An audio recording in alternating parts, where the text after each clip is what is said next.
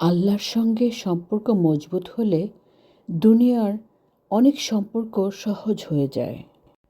মানুষের প্রশংসার আশায় নয়, আল্লাহর সন্তুষ্টির জন্য ভালো কাজ করতে হবে। কঠিন সময়ে হতাশ হইও না, কষ্টের পরেই স্বস্তি আসে।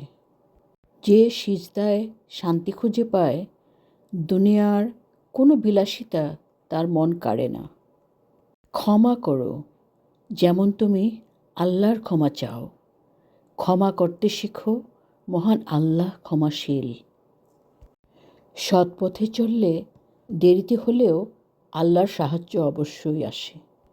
সত্য কথা বলো, মিথ্যা মানুষকে নিচে নামায়। গীবত থেকে বাঁচো, এটা আমল নষ্ট করে দেয়। আল্লাহর উপর ভরসা করো, তিনি শ্রেষ্ঠ পরিকল্পনাকারী। লা ইলাহা ইল্লাল্লাহ, এই বাক্য বদলে দিতে পারে জীবন।